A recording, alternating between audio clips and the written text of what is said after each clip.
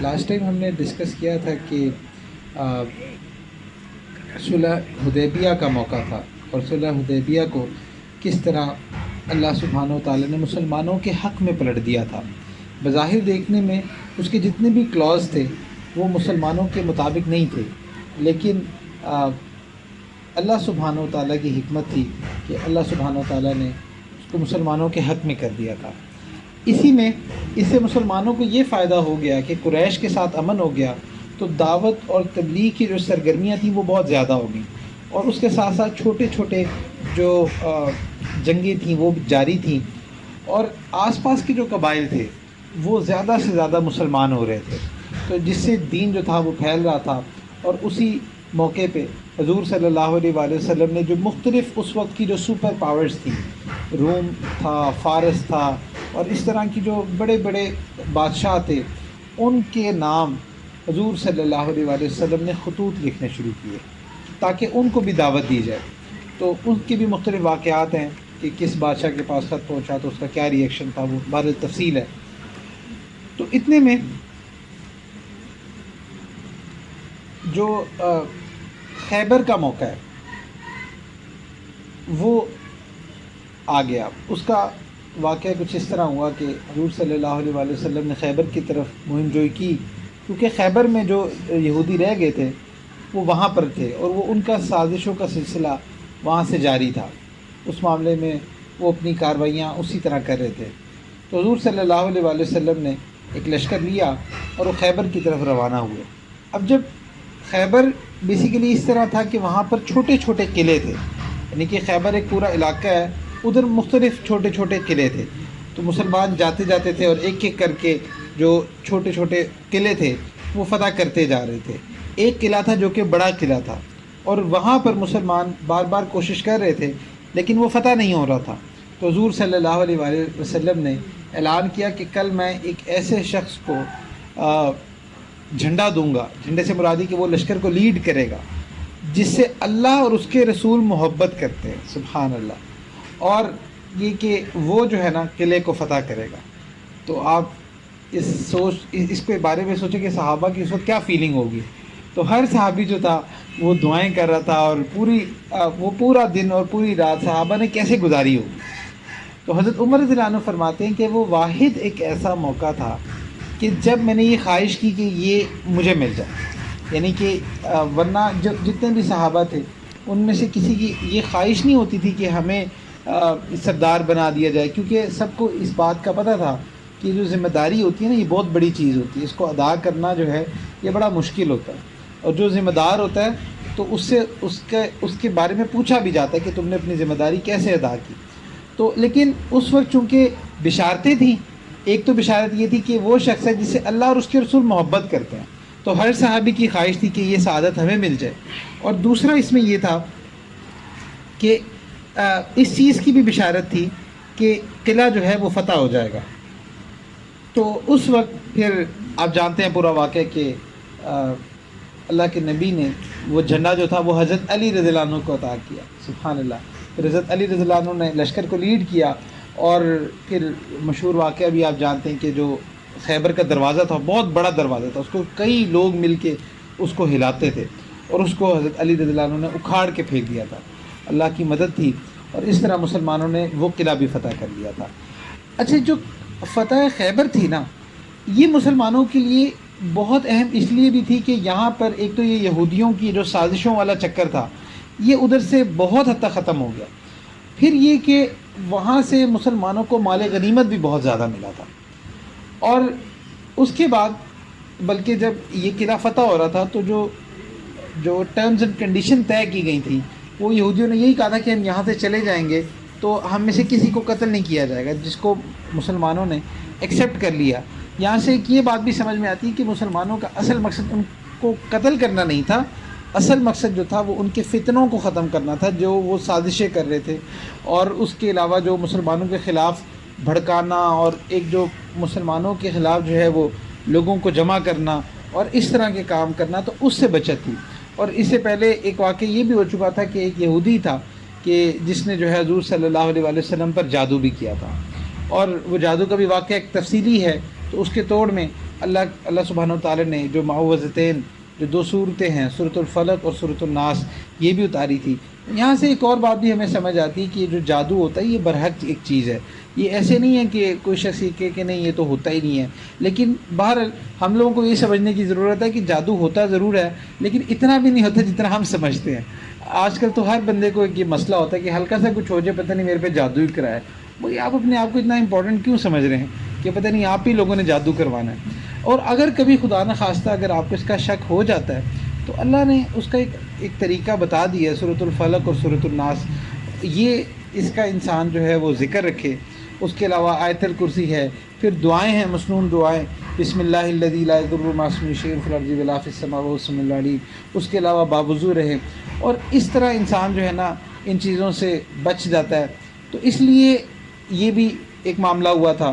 تو یہ جو یہودی ہیں نا، ان کی سازشوں سے بچنا اور سازشوں کو ان کو بریک لگانا، اس کے لیے خیبر کی مہم بڑی اہم تھی۔ اچھا، ایک اور واقعہ پھر یہ ہوا کہ اسی موقع پہ حضرت جعفر رضی اللہ عنہ، یہ حضرت جعفر رضی اللہ عنہ کون ہیں؟ یہ حضرت علی رضی اللہ عنہ کے بڑے بھائی تھے، اور یہ ابو طالب کے بیٹے تھے، اور یہ جو تھے انہوں نے جو ہجرت حبشہ ہوئی تھی تو حضرت جعفر رضی اللہ عنہ ہی تھے کہ جنہوں نے نجاشی کے دربار میں وہ مشہور جو بیان ہے، جو خطاب ہے، وہ انہوں نے کیا تھا۔ اور اس کے بعد پھر یہ خیبر کے موقع پہ تقریباً آپ اندازہ کر لیں یہ تقریباً 10 سال ہو گئے ہوں گے کہ 10 سال بعد پھر یہ واپس آئے تھے۔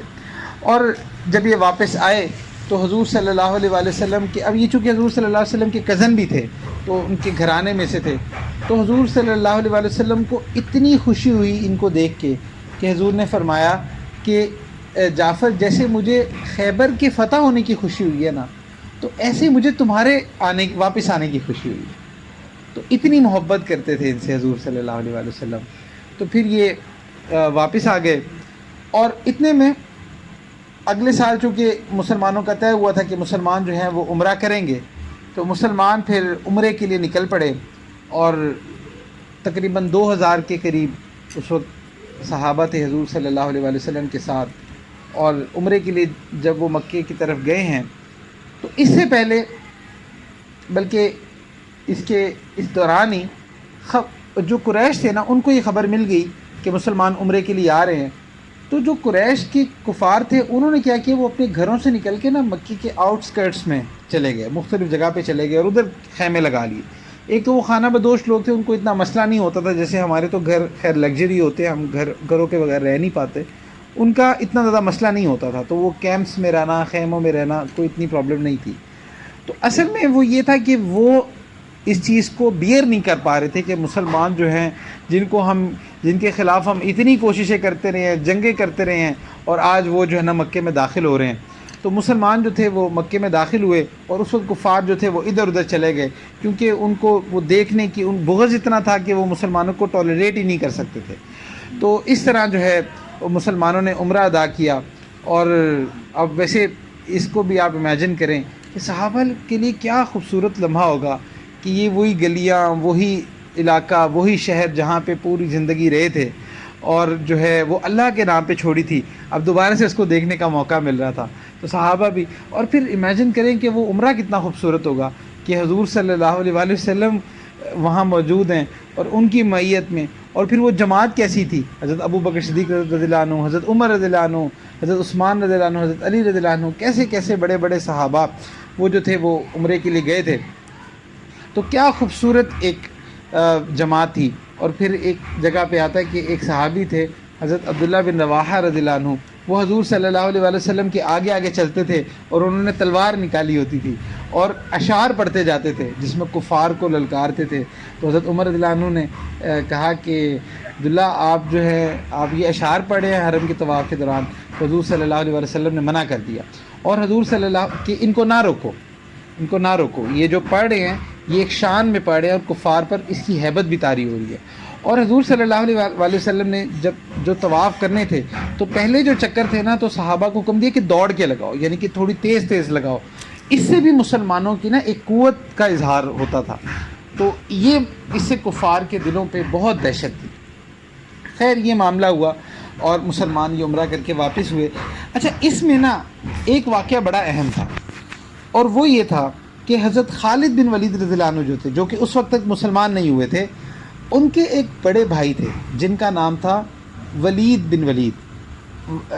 جو خالد بن ولید تھے، ان کے والد صاحب کا نام ولید تھا، جو کہ اس وقت کفار کے سرداروں میں سے تھے، اور جو ان کے بڑے بھائی تھے ان کا نام بھی ولید ہی تھا۔ تو وہ مسلمان ہو چکے تھے، اور وہ ملٹیپل ٹائمز حضرت خالد بن ولید رضی اللہ عنہ کو، جو کہ ان کے بھائی تھے، ان کو لیٹرز لکھتے رہتے تھے، خط لکھتے رہتے تھے، ان کو کہتے رہتے تھے کہ دیکھو تم سوچو کیا کر رہے ہو، کس دین پہ ہو، تم ایکسیپٹ کر لو۔ ملٹیپل ٹائمز جو انہوں نے خط لکھے، لیکن حضرت خالد بن ولید جو تھے وہ اس وقت جو ہے وہ کوئی توجہ نہیں دیتے تھے، وہ نگلیکٹ کرتے رہے۔ جب اس عمرے کے لیے گئے تو تب بھی انہوں نے لیٹر لکھا۔ بہرحال ایک دفعہ ایسا ہوا کہ انہوں نے جو لیٹر لکھا نا، وہ اللہ سبحانہ و تعالیٰ نے کبھی کبھی قبولیت رکھی ہوتی ہے، تو بڑا انہوں نے نا ایک ایموشنل قسم کا لیٹر لکھا حضرت خالد بن ولید کو۔ اور جب وہ لیٹر حضرت خالد بن ولید رضی اللہ عنہ نے پڑھا تو ان کو نا کچھ اثر ہوا ان کے دل پہ۔ انہوں نے سوچا کہ کیوں نہ جو ہے نا میں مدینہ جاؤں، اور یہ بات نا انہوں نے اس لیٹر میں یہ بھی لکھی کہ میں نے حضور صلی اللہ علیہ وآلہ وسلم سے تمہارا تذکرہ کیا ہے، تو اگر تم آتے ہو اور اسلام قبول کرتے ہو تو تمہیں معافی بھی مل جائے گی۔ اب امیجن کریں کہ حضرت خالد بن ولید کون ہے، کہ ابھی تو ہم جن خالد بن ولید کو جانتے ہیں وہ تو ہیرو ہیں، لیکن اس وقت انہوں نے مسلمانوں کے خلاف کتنی لڑائی لڑی تھی، اور یہ جو تھے انہوں نے احد کے موقع پہ جو حملہ کیا تھا، جو کہ فتح کو شکست میں تبدیل کرنے کا ایک وہ جو ٹرانزیشن تھا، اس میں بھی ان کا کتنا کردار تھا۔ تو مسلمانوں کو تو ان سے اس وقت بڑی دشمنی تھی، تو لیکن ان کے جو بھائی تھے وہ لگے رہے، محنت کرتے رہے، دعائیں مانگتے ہوں گے، ان کے لیے کیا کرتے ہوں گے۔ تو انہوں نے نا یہ سوچا کہ میں جاتا ہوں مدینے، میں جا کے بات کرتا ہوں۔ تو انہوں نے اپنے دوست تھے کچھ، ان سے بھی مشورہ کیا، جن میں حضرت عثمان بن طلحہ بھی تھے، کہ جن کے پاس جن کے پاس خانہ کعبہ کی چابیاں تھیں، ان سے بھی تذکرہ کیا۔ اور پھر ایک اور صحابی بھی تھے جن کا نام حضرت عمر ابن عاص تھا۔ اچھا، یہ جو حضرت عمر ابن عاص ہیں، یہ وہی حضرت عمر ہیں کہ جن کے بارے میں آتا ہے کہ جب حبشہ کی طرف مسلمانوں نے ہجرت کی تھی تو کفار نے ان کو بھیجا تھا، حضرت عمر ابن عاص کو بھیجا تھا کہ آپ جا کے نجاشی سے بات کریں، کہ نجاشی کے ان کے ساتھ اچھے ٹرمز تھے، کہ آپ جا کے بات کریں۔ تو یہ وہ ہیں جو قریش کی طرف سے نجاشی کے پاس گئے تھے اور نجاشی کو مسلمانوں کے خلاف بھڑکا رہے تھے۔ تو یہ وہ حضرت عمر ابن عاص ہیں۔ تو ان کا بھی واقعہ بڑا عجیب سا ہے کہ حضرت خالد بن ولید جو تھے، جب وہ چل پڑے مدینہ کی طرف، تو وہ چاہ رہے تھے کہ میرے ساتھ کوئی چلے، تو حضرت عثمان بن طلحہ جو تھے وہ ان کے ساتھ ہو لیے۔ اب دوسری طرف یہ جو حضرت عمر ابن عاص ہیں، یہ حبشہ گئے۔ انہوں نے سوچا کہ یہ تو مسلمان جو ہے نا وہ آ گئے، اور کفار پہ بڑا روب ہو گیا کہ دیکھیں جی یہ تو اب اتنے مسلمان ہو گئے ہیں، وہ ہر طرف ان کو فتح ہو رہی ہے، اور پھر اب یہ عمرہ کرنے بھی آ گئے، ہم یہاں پہ بھی ان کو نہیں روک سکے۔ تو انہوں نے یہ مایوس ہو گئے، انہوں نے کہا کہ بس اب ان کو کوئی نہیں روک سکتا۔ تو انہوں نے سوچا کہ کیوں نہ میں حبشہ ہجرت کر جاتا ہوں۔ نجاشی کے ساتھ ان کے تعلقات تو تھے، تو یہ وہاں گئے۔ تو جب نجاشی کے دربار میں پہنچے تو انہوں نے ساری بات نجاشی کو بتائی۔ تو نجاشی جو تھے نا، انہوں نے یہ کہا کہ دیکھو میں تمہیں بات بتاتا ہوں، یہ جو شخص ہے نا، ان کے خلاف جو بھی آئے گا نا تو ان کو اس پہ فتح ہوگی، اور ان کو کوئی نہیں روک سکتا۔ تو میں تمہیں یہ مشورہ دیتا ہوں کہ تم جاؤ، تم ان کے ساتھیوں میں شامل ہو جاؤ، کیونکہ یہ سچے ہیں۔ تو وہاں سے حضرت عمر ابن عاص جو تھے یہ وہاں سے پلٹے اور مدینہ کی طرف ہو لیے۔ رستے میں حضرت خالد بن ولید رضی اللہ عنہ اور یہ دونوں آپس میں مل گئے۔ پتہ چلا کہ یہ دونوں ہی اللہ کے نبی کے دربار میں جا رہے ہیں، اور پھر جب یہ وہاں گئے ہیں تو یہ ادھر پہنچے۔ اب مسلمان ان کو دیکھ کے بہت غصے میں تھے۔ بہرحال یہ حضور صلی اللہ علیہ وسلم کے دربار میں پہنچے اور مسلمان ہو گئے، سبحان اللہ۔ اور جب یہ مسلمان ہوئے تینوں، تو حضور صلی اللہ علیہ وسلم اتنے خوش ہوئے تھے کہ انہوں نے فرمایا تھا مکہ نے اپنے جگر گوشوں کو ہمارے حوالے کر دیا، سبحان اللہ۔ تو ایسی زبردست پرسنالٹیز تھے۔ اور بعد میں جو ہے حضرت خالد بن ولید رضی اللہ عنہ نے جو کارنامے دیے.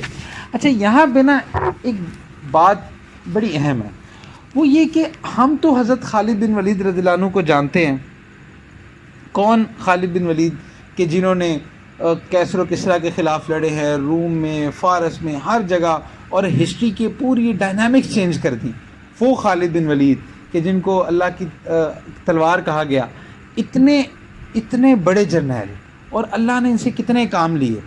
ہم تو ان کو جانتے ہیں، لیکن ذرا غور کریں تو ان کے پیچھے جو ولید بن ولید ہیں جن کی اصل محنت تھی، ان کو ہسٹری میں کوئی نہیں جانتا، بہت کم لوگ جانتے ہیں.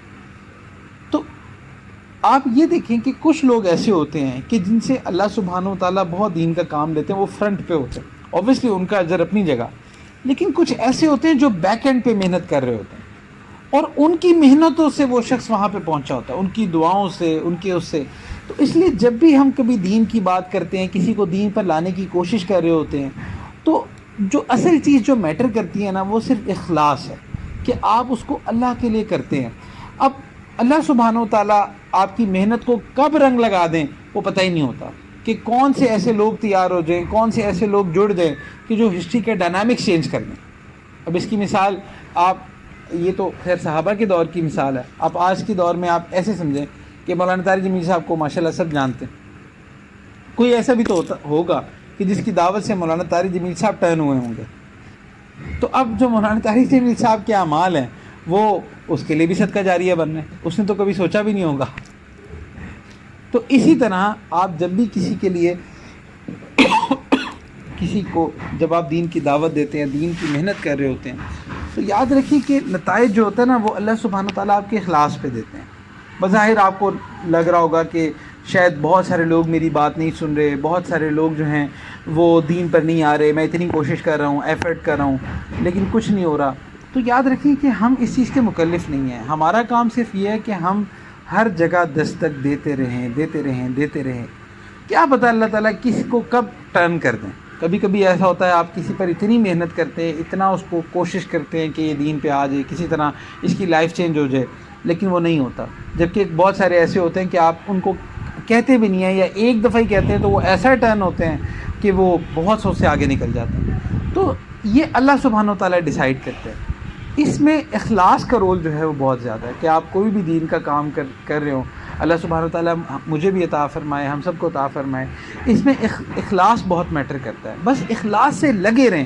کبھی یہ نہ سوچیں کہ میری محنت کا اثر نہیں ہو رہا یا مجھے اس کے نتائج نہیں مل رہے. اس کے بہت سارے واقعات ہیں، کبھی انشاءاللہ اس پہ الگ سے سیشن ہو سکتا ہے کہ بظاہر جب انسان اخلاص سے دین کا کام کر رہا ہوتا ہے، نتائج اس کے سامنے نہیں ہوتے، اور اللہ سبحانہ و تعالیٰ جب اس کو دیتے ہیں تو اس کی ایکسپیکٹیشن سے بہت زیادہ بڑھ کے دیتے ہیں. ہماری اپنی لائف میں اس طرح کے بہت سارے واقعات ہیں. تو اس لیے آپ دیکھیں کہ ان کے جو بھائی تھے اس ٹائم، تو وہ ان کے لیے ایک بھائی تھے، انہوں نے کبھی سوچا نہیں ہوگا کہ میرا یہ جب مسلمان ہو جائے گا تو اللہ اس سے کیسا کام لے گا.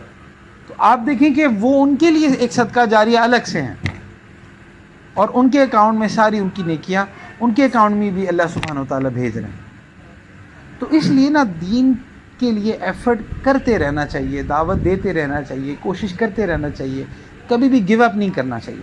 اللہ سبحانہ و تعالیٰ کب آپ کی محنت کو رنگ لگا دیں ہو نوز، کوئی نہیں جانتا. تو بہرحال جب یہ بھی مسلمان ہو گئے تو اس کے بعد ایک اور واقعہ بڑا اہم ہوتا ہے. وہ یہ کہ ایک جنگ ہوتی ہے، جنگ موتا. تو اس جنگ میں حضور صلی اللہ علیہ وآلہ وسلم پہلے سے پریڈکشن کرتے ہیں کہ دیکھو، اچھا یہ جو جنگ تھی اس میں بھی مسلمانوں کا لشکر ہمیشہ کی طرح بہت تھوڑا تھا، جبکہ جن سے لڑائی تھی بہت زیادہ لشکر تھا ان کا.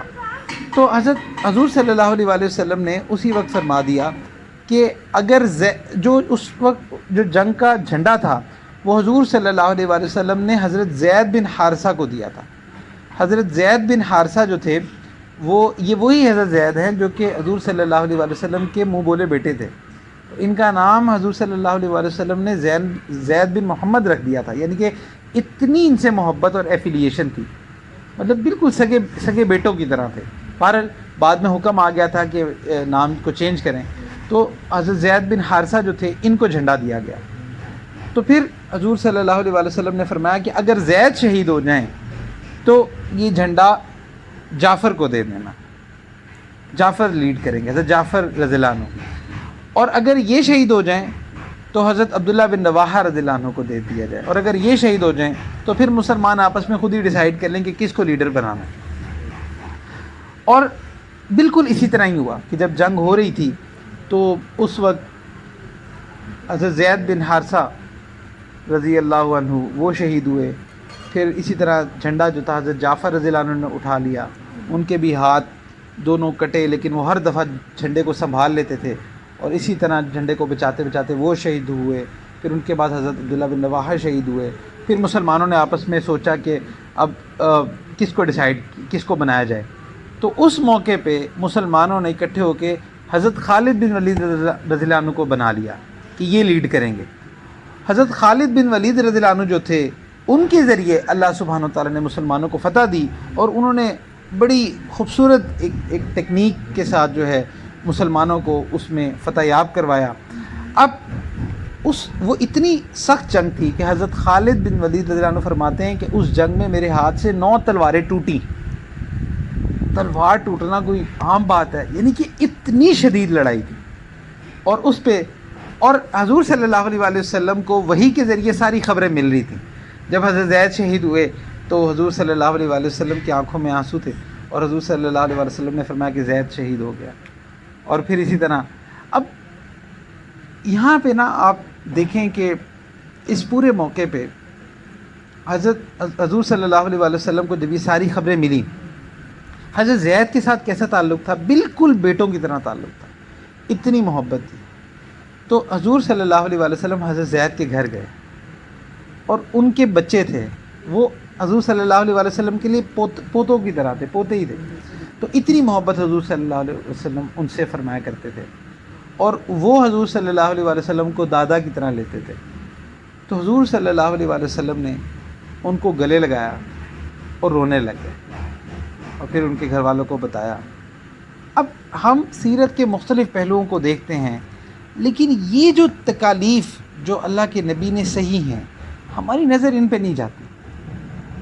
تو حضرت زید بن حارثہ وہ شہید ہوئے، پھر آگے ان کے بچوں کی وہ جو تکلیف تھی، پھر بتایا حضور صلی اللہ علیہ وسلم نے کہ یہ یتیم ہو گئے۔ پھر حضرت جعفر رضی اللہ عنہ، اب حضرت جعفر سے کتنی محبت تھی حضور صلی اللہ علیہ وسلم کو، اور پھر وہ تو ان کے گھر والے تھے۔ آپ دیکھیں کہ حضرت زید بن حارثہ ان سے بھی ایسے ہی تعلق تھا جیسے گھر والوں کے ساتھ تعلق ہوتا ہے، اتنا قریبی۔ اور حضرت جعفر رضی اللہ عنہ تو ویسے ہی کزن تھے، ان کے ساتھ تو بہت ہی زیادہ محبت تھی، اور پھر اتنے سالوں بعد حبشہ سے واپس آئے تھے، اور حضور صلی اللہ علیہ وسلم کو پھر ان کی ایک بیٹی تھی جو ان کی کفالت میں تھی، تو ان کو بھی پھر حضور صلی اللہ علیہ وسلم نے گلے لگایا، رونے لگ گئے، بھی چھوٹی بیٹی تھی۔ پھر اسی طرح جو ہے اسی کچھ عرصے بعد حضرت زینب رضی اللہ عنہا، جو کہ حضور صلی اللہ علیہ وسلم کی سب سے بڑی صاحبزادی تھی، ان کا بھی انتقال ہوا۔ تو ہم امیجن کریں کہ رسول اللہ صلی اللہ علیہ وسلم کتنی وہ جو ایک تکالیف ہیں ان سے گزر رہے ہوتے تھے، اور اس اینگل کو آپ دیکھیں نا تو آپ کو صرف ایک ہی چیز سہارا دیتی ہے، وہ یہ کہ یہ دنیا جو ہے نا یہ الٹیمیٹ نہیں ہے، یہ کچھ نہیں، یہ دنیا جو ہے یہ محض ایک مسافر خانہ ہے۔ جو بھی بندہ اس دنیا کو یا اس دنیا کی کسی بھی چیز کو اپنے لیے الٹیمیٹ بنا لیتا ہے نا، تو اس کو تکلیف ہوتی ہے۔ سکون ہمیشہ اسی کو ہی آتا ہے جو اس دنیا کو جو ہے اصل نہیں سمجھتا۔ جب آپ اس دنیا کو اصل نہیں سمجھتے نا، اور آپ اللہ سبحانہ و تعالیٰ کی رضا کو اصل سمجھتے ہیں، تو پھر اس دنیا میں کوئی آپ کو تانے دے، کوئی کچھ کہ آپ کو اس سے کوئی پریشانی نہیں ہوتی۔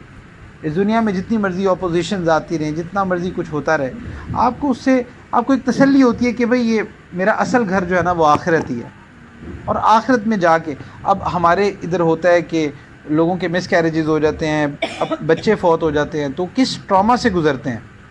تو جب ان پر کوئی ایسا معاملہ آئے تو یہ اللہ کے نبی کو سوچیں کہ وہ کیسے گزرے۔ حضور صلی اللہ علیہ وسلم کے 7 بچے تھے، 6 کو حضور صلی اللہ علیہ وسلم نے اپنے ہاتھ سے دفنایا، اپنے ہاتھ سے دفنایا۔ تو یہ بھی تو ایک پہلو ہے نا سیرت کا کہ کتنی مشکل سرکمسٹانسز تھے۔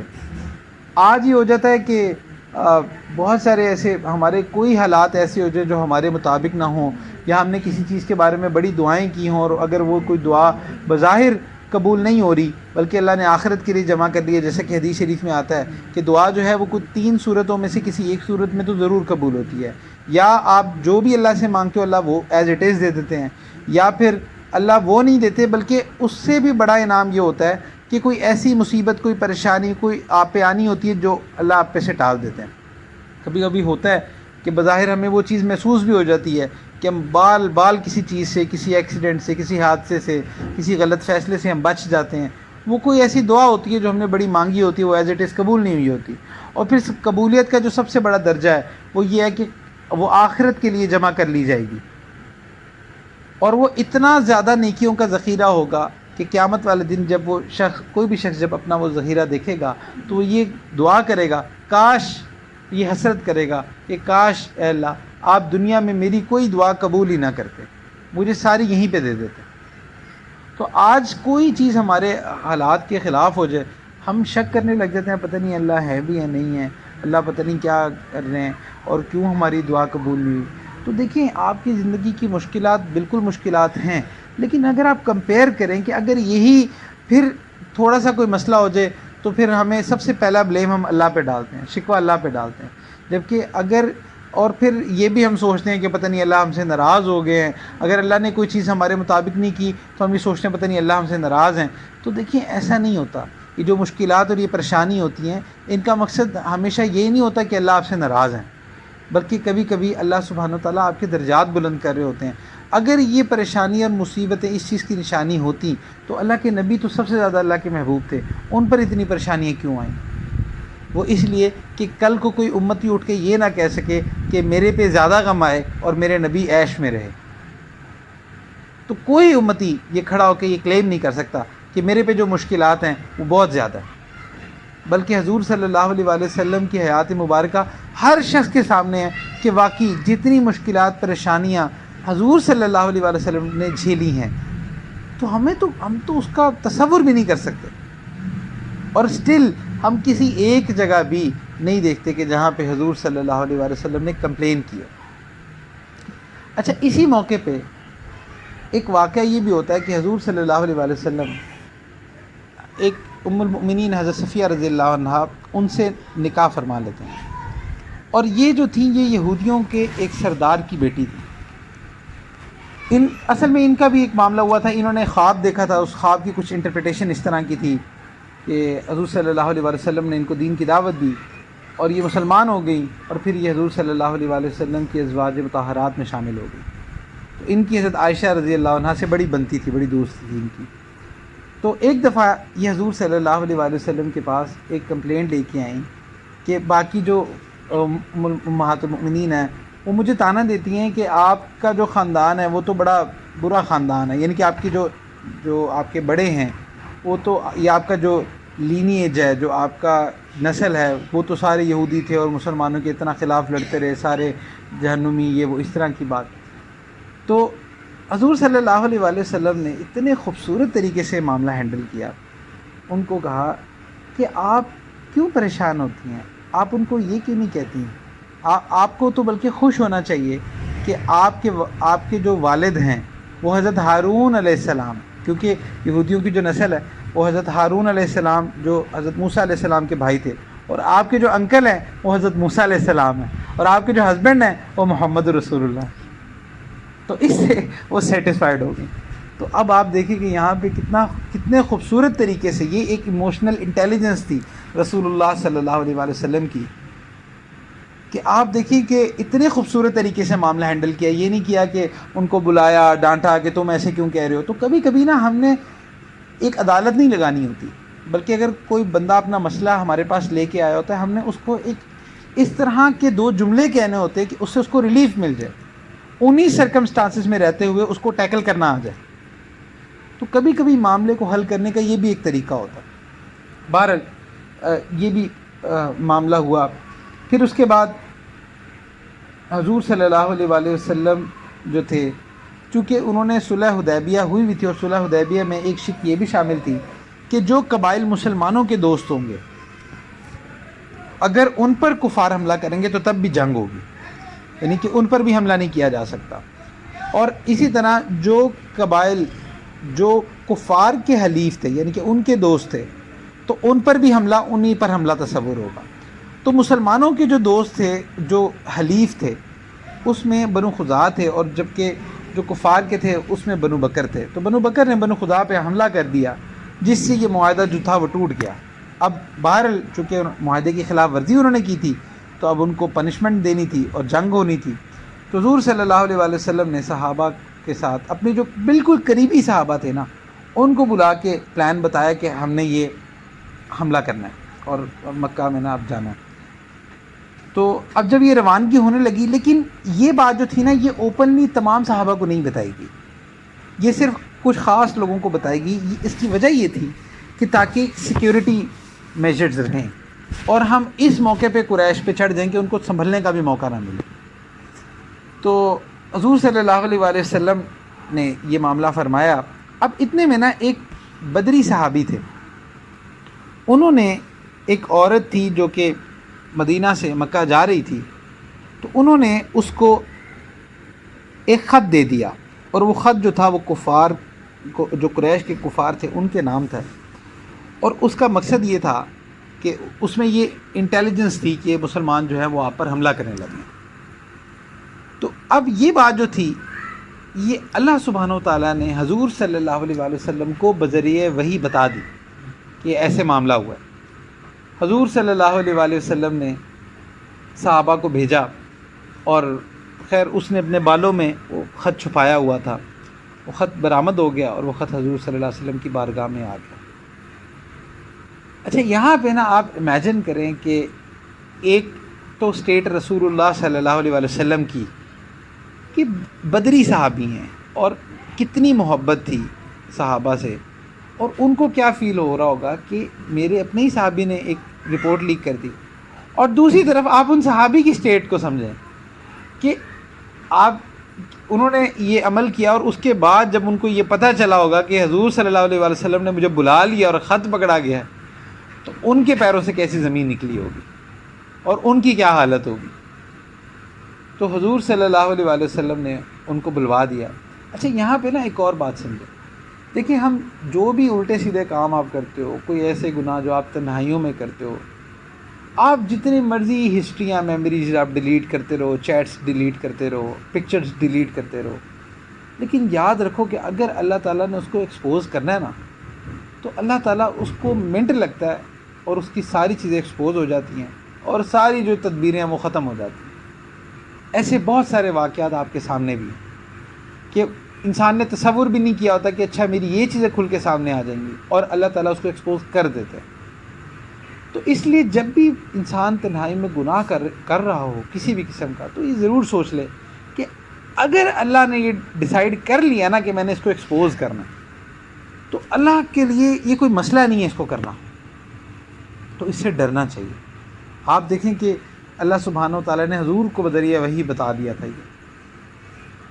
خیر جب ان صحابی کو حضور صلی اللہ علیہ وآلہ وسلم کی بارگاہ میں پیش کیا گیا، تو اور پوچھا گیا کہ آپ نے خط لکھا ہے، تو انہوں نے ایکسیپٹ کیا، کیونکہ کوئی رہ ہی نہیں گیا تھا، وحی کے ذریعے پتہ چل گیا تھا۔ تو حضرت عمر رضی اللہ عنہ نے غصے میں کہا کہ یا رسول اللہ صلی اللہ علیہ وسلم اس کو قتل کر دیجیے، کیونکہ یہ غداری تھی اصل میں مسلمانوں کے ساتھ، تو غداری کی سزا جو ہے آپ کو پتہ ہے۔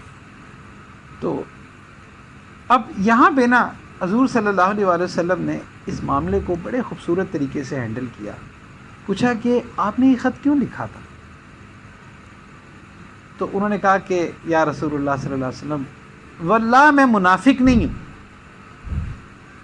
ہوں، میرے بیوی بچے جو ہیں وہ مکے میں ہیں، اور کفار ان کو آنے نہیں دیتے، ان کو تنگ کرتے ہیں، تو مجھے اس بات کا تھا کہ ویسے بھی اللہ کی مدد آپ کے ساتھ ہے، آپ جائیں گے مکہ فتح ہو جانا ہے۔ میری اس خبر سے کوئی مقصد یہ نہیں تھا کہ کوئی مکہ فتح نہیں ہوگا، مکہ فتح ہو جانا ہے، کیونکہ آپ جب کسی مہم پہ چل پڑے ہیں تو پھر اس میں کوئی چیز رہ نہیں جاتی، آپ کے ساتھ اللہ کی مدد ہے۔ لیکن مجھے صرف اس بات کا تھا کہ شاید اس سے جو کفار ہیں وہ میرے بیوی بچوں کو، ان پر کوئی ظلم نہ کریں اور ان کو پروٹیکشن دیں۔ تو میں منافق نہیں ہوں، میرا مقصد آپ کو دھوکہ دینا نہیں تھا، مقصد ان کو پروٹیکٹ کرنا تھا۔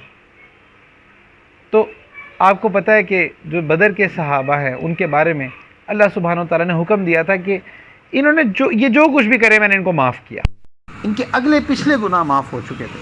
تو اس لیے حضور صلی اللہ علیہ وآلہ وسلم نے بھی ان کی ریزن کو ایکسیپٹ کیا اور اللہ کے نبی نے ان کو معاف فرمایا. اچھا یہاں پہ بھی آپ دیکھیں کہ ہم بھی ہمارا اپنا جو ایٹیٹیوڈ ہے، ہمارا ظرف کبھی کبھی اتنا کم ہوتا ہے، ہم کسی کے بارے میں نا رائے دیتے ہوئے کوئی ٹائم نہیں لگاتے، فوراً اس نے تو ایسے کیا ہوگا، اس نے تو اس لیے کیا، اس نے تو اس لیے کیا.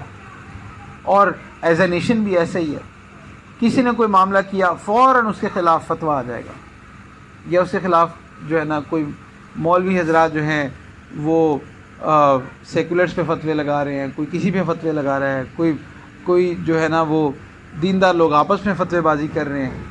تو مسلمان جو ہے نا یہ اس بلیم گیمنگ سے بہت اوپر ہوتا ہے، اور ہر دفعہ جو ہے وہ ایک ہی طرح معاملہ نہیں کیا جاتا. کبھی کبھی آپ کو ریزنز کو بھی دیکھنا پڑتا ہے کہ اگر کوئی شخص یہ معاملہ کر رہا ہے تو اس کے پیچھے وجہ کیا ہے، وہ کن سرکمسٹانس سے گزر رہا ہے. بہرحال جیسا کہ یہ بات تو سب کو پتہ ہے کہ بھئی چور جو ہے اس کے ہاتھ کاٹے جائیں، لیکن یہ بھی دیکھنا چاہیے کہ اس نے چوری کی کیوں ہے. کہیں ایسا تو نہیں کہ اس کے پاس جو ہے نا وہ تھا ہی نہیں، اپنے بیوی بچوں کو جو ہے نا وہ بھوکا دیکھ رہا ہے تو پھر اس نے چوری کی. اگر ایسی کوئی کنڈیشن ہے تو پھر ہاتھ کاٹنے کا حکم ہے. وہ اگر آدھی چوری کاٹنے کا حکم ہے کہ جو چوری جو ہے نا وہ صرف چوری کے لیے کر رہا ہے، اس کو ضرورت بھی نہیں ہے، تو اضطراری کی حالت میں تو سور کھانا بھی جائز ہو جاتا. تو ہم تو کسی کے بارے میں ججمنٹ کرتے ہوئے نا ہم بہت جلدی کرتے ہیں، ہم اس کی پوزیشن پہ آ کے کبھی کبھی نہیں دیکھتے. بہرحال اس کا مطلب یہ نہیں کہ ان کا لیٹر لکھنا ٹھیک تھا، وہ غلط تھا، لیکن رسول اللہ صلی اللہ علیہ وآلہ وسلم نے معاملے کو جس خوبصورتی اور ایک ڈیپتھ کے ساتھ ہینڈل کیا، یہ سیکھنے والی چیز ہے کہ ہمارے پاس جب کسی کی کوئی کمپلینٹ آتی ہے تو ہمیں اس کی ریزن ضرور دیکھنی چاہیے کہ اچھا یہ اس کے بیہائنڈ دا سین کیا چل رہا ہے، کیا وجہ جس وجہ سے یہ موٹیویٹ ہوا یہ کام کرنے میں. خیر یہ معاملہ ہوا، اس کے بعد مسلمان جو تھے وہ چل پڑے. اب حضور صلی اللہ علیہ وآلہ وسلم نے ایک حکمت یہ اپنائی تھی کہ رسول اللہ صلی اللہ علیہ وآلہ وسلم نے اوپنلی نہیں بتایا تھا کہ ہم کدھر جا رہے ہیں. تو لوگ اپنی اپنی رائے دے رہے تھے، کوئی سمجھ رہا تھا شاید حوازن کی طرف جا رہے ہیں، کوئی سمجھ رہا ہے کسی اور طرف جا رہے ہیں، کسی اور طرف حملہ کرنے جا رہے ہیں. تو کرتے کراتے جو تھے مسلمان مکی کی طرف ہو لیے. پھر سب کو یقین ہو گیا کہ ہاں اب مکہ فتح کرنے جا رہے ہیں. تو اتنے میں جب قریش کو بھی پتہ چلا تو قریش سمجھ گئے تھے کہ بھئی اتنا بڑا مسلمانوں کا تقریباً 10,000 مسلمان ہیں، تو ان سے اب ہم نہیں لڑ سکتے. اور پہلے کی وہ ہسٹری بھی موجود ہے کہ مسلمانوں نے کیسے کیسے ان کو شکست دی. اتنے میں حضرت سفیان جو تھے، اچھا یاد رکھیں یہ جو حضرت سفیان رضی اللہ عنہ تھے یہ اس وقت تک مسلمان نہیں ہوئے تھے، اور ان کی جو بیٹی تھی وہ حضور صلی اللہ علیہ وسلم کے نکاح میں بھی تھی. تو ایک دفعہ جب یہ حضور صلی اللہ علیہ وسلم کی بارگاہ میں آئے کہ کوئی مسئلہ سالو ہو جائے، کچھ ایسا ہو جائے، تو اب یہ سب سے پہلے اپنی بیٹی کے گھر گئے کہ چلو بیٹی ہے میں اس کے گھر جاتا ہوں. تو جب یہ وہاں پہنچے ہیں تو جب بیٹھنے لگے نا تو ایک میٹ تھا جس پہ بیٹھنے لگے، تو انہوں نے نا وہ میٹ اٹھا لیا. تو یہ جو ابو سفیان تھے یہ بڑا حیران ہوئے. انہوں نے کہا کہ مہمانوں کے آنے پہ تو چیزیں بچھائی جاتی ہیں، آپ اٹھا رہے ہیں. انہوں نے کہا کہ یہاں پہ حضور صلی اللہ علیہ وسلم بیٹھتے ہیں، یہ ان کا بستر ہے، تو آپ اس وقت مشرک ہیں اور آپ نجس ہیں، تو میں آپ کو نہیں بیٹھنے دے سکتی. سبحان اللہ، کیا عجیب محبت تھی حضور صلی اللہ علیہ وسلم سے کہ اپنے والد کو بھی نہیں بیٹھنے دیا. تو اس پہ بھی ابو سفیان کو ریئلائز ہوا کہ مسلمان تو بہت لائل ہیں رسول اللہ سے. اور خیر یہ بات کچھ ہوتی رہی، آہستہ آہستہ الٹیمیٹلی ابو سفیان جو تھے وہ مسلمان ہو گئے. ابو سفیان جب مسلمان ہوئے ہیں تو حضور صلی اللہ علیہ وآلہ وسلم نے ایک اور معاملہ یہ کیا کہ چونکہ یہ قریش کے سردار تھے تو ان کو حضور صلی اللہ علیہ وآلہ وسلم نے اسی طرح آنر بھی کیا، اسی طرح ان کی عزت رکھی. اور جب مکہ فتح ہو رہا تھا تو اس وقت بھی حضور صلی اللہ علیہ وآلہ وسلم نے، کیونکہ مقصد لڑائی نہیں تھا اور کفار اس ٹائم بالکل بیک فٹ پہ چلے گئے تھے، تو حضور صلی اللہ علیہ وآلہ وسلم نے کچھ جگہوں کا اعلان کیا تھا، جو شخص جہاں یہاں گھس جائے، جو ہتھیار نہ لے کے آئے اور جو ہے نا جو حرم میں چلا جائے، فلاں جگہ چلا جائے، اس کو امان ہے، یعنی کہ اس کو ہم کچھ نہیں کہیں گے. جس میں ایک گھر جو تھا ابو سفیان کا بھی ڈکلیئر کیا کہ جو ابو سفیان کے گھر میں پناہ لے لے یا جو اپنے گھر میں دروازہ بند کر کے چھپ جائے، ہم کسی کے ساتھ ظلم نہیں کریں گے. اور اس وقت جو تھے وہ لوگ تو یہ سمجھ رہے تھے کہ بس آج تو مکہ فتح ہو رہا ہے، اور جو ہے نا مکہ چونکہ مسلمانوں کے ساتھ اتنا ظلم انہوں نے کیا اور اتنا کچھ، آج تو بس بہت خون بہے گا. لیکن سبحان اللہ، اس وقت جو تھا جب مسلمان وہاں پہنچے ہیں تو کوئی خون نہیں بہا، بلکہ مسلمان نا مختلف جگہوں سے داخل ہوا. اور اس سے پہلے حضور صلی اللہ علیہ وسلم نے ایک اسٹریٹجی یہ بھی رکھی کہ اس وقت لشکر کا اندازہ جو تھا نا وہ رات کو یہ لائٹوں سے لگایا جاتا تھا کہ کتنی لائٹیں تو اس وقت یہ مشل جو ہوتی ہے نا آگ جلا کے وہ روشن کی جاتی تھی، یہ چراغ یا اس طرح کی چیزیں روشن کی جاتی تھی. تو اس سے لوگ اندازہ کرتے تھے کہ اچھا اگر ایک ٹینٹ ہے تو ایک ٹینٹ میں اگر 10 لوگ ہیں اور ایک روشن ہے، تو لوگ اسے کیلکولیشنز کیا کرتے تھے. تو حضور صلی اللہ علیہ وسلم نے مکہ کے باہر اپنا جو لشکر تھا پھیلا کے سب صحابہ کو کہا کہ سب لائٹیں روشن کر لو، سب اپنی مشعلیں جلا دو، سب چراغ روشن کر لو. تو اس سے نا کفار کو لگا پتہ نہیں کتنا بڑا لشکر ہے. تو انہوں نے کہا یہ تو لشکر جو ہے نا یہ تو ان کو شکست ہو ہی نہیں سکتی. یہ اصل میں کفار کو مروب کرنے کے لیے تھا تاکہ وہ جنگ کے لیے نہ آئے، لڑنے کی ہمت نہ کریں. تو اسی طرح حضور صلی اللہ علیہ وسلم نے ایک اور حکم یہ دیا کہ مکہ کے مختلف رستوں سے مکہ میں داخل ہونا ہے. تو اسی طرح داخل ہوئے. ایک موقع پہ جہاں سے حضرت خالد بن ولید رضی اللہ عنہ اور کچھ صحابہ جو تھے وہ وہاں سے داخل ہو رہے تھے، تو ادھر کچھ مسلح کفار تھے جنہوں نے روکنے کی کوشش کی. بہرحال کیسے روک سکتے تھے؟ تو وہاں پر 2 مسلمان غالباً شہید ہو گئے اور 30 کفار جو تھے وہ ہلاک ہوئے. تو حضرت خالد بن ولید رضی اللہ عنہ وہاں سے پھر انٹر ہوئے تھے. تو جب یہ معاملہ حضور صلی اللہ علیہ وسلم کی بارگاہ میں پیش ہوا تو اس پہ حضور کو بہت دکھ ہوا، لیکن حضور صلی اللہ علیہ وسلم نے کچھ وجہ بتائی گئی کہ یہ وجہ تھی ہمیں لڑنا ہی پڑا تھا. تو اس طرح بہت سارے لوگ اور بھی جوک در جوک مسلمان ہونے لگے. پھر حضرت ہندہ رضی اللہ عنہ وہ بھی مسلمان ہو گئیں، جنہوں نے حضرت حمزہ کو شہید کروایا تھا. اور پھر وحشی رضی اللہ عنہ وہ بھی مسلمان ہو گئے. وہ واقعہ بھی ہم نے پچھلے اس میں ڈسکس کیا تھا. ان کی تفصیلات ہیں، ہر ایک کے مسلمان ہونے کے اپنے اپنے واقعات ہیں، اپنی اپنی سٹوریز ہیں اور اپنی اپنی انسپریشنز ہیں. تو میں آپ کو ریکمینڈ کروں گا کہ آپ ضرور ان کو پڑھیے گا جب بھی آپ کو موقع ملے. اور پھر اسی طرح حضرت اکرمہ رضی اللہ عنہ، اکرمہ بن ابو جہل، یہ ابو جہل کے بیٹے تھے اور مسلمانوں کے سخت ترین دشمنوں میں سے تھے.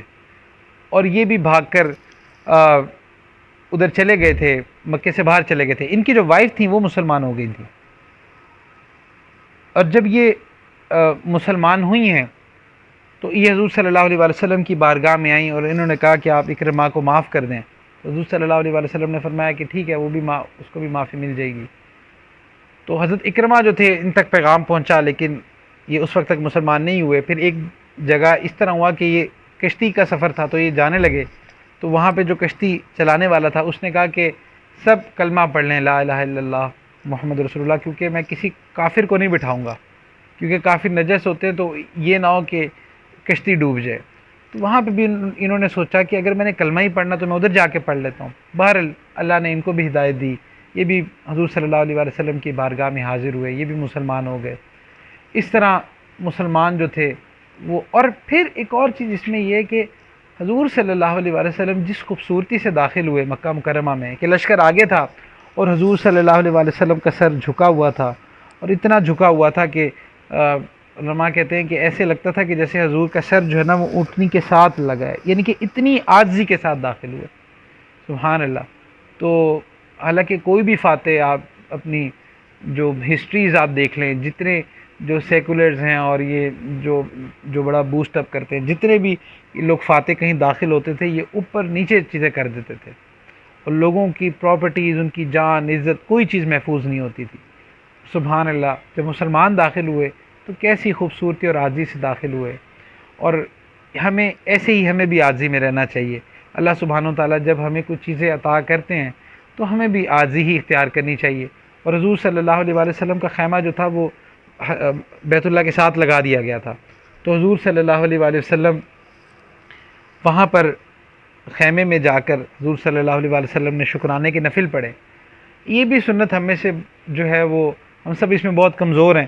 ہم کسی چیز کے لیے بہت دعائیں مانگ رہے ہوتے ہیں، اللہ یہ ہو جائے، اللہ یہ ہو جائے، بڑے ہمارے پلانز ہوتے ہیں، اور جب وہ ہو جاتا ہے تو ہم اللہ سے اپنی خوشی شیئر نہیں کرتے. ہمارے ہر ایک سے کرتے ہیں، اللہ نوز کہ کیا ہو رہا ہے، لیکن ایک محبت کا اظہار ہوتا ہے نا.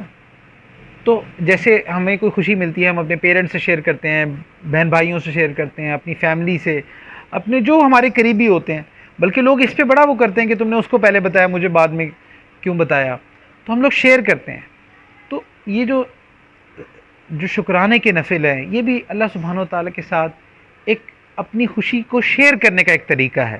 اور جیسے قرآن میں آتا ہے لئن شکرتم لازیدنکم، کہ اگر تم شکر ادا کرو گے تو اللہ نعمت بڑھا دیتا ہے.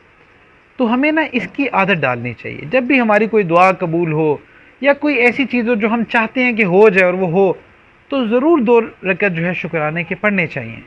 اس سے اللہ تعالیٰ اس نعمت کی حفاظت بھی فرماتے ہیں اور اس میں مزید اضافہ بھی فرما دیتے ہیں. تو اسی طرح حضور صلی اللہ علیہ وآلہ وسلم وہاں داخل ہوئے اور لوگ جو تھے وہ جوک در جوک مسلمان ہونے لگے، اور اس طرح اور بھی بہت سارے لوگ اسلام میں داخل ہوئے. اور پھر حضور صلی اللہ علیہ وآلہ وسلم واپس مدینہ منورہ گئے. تو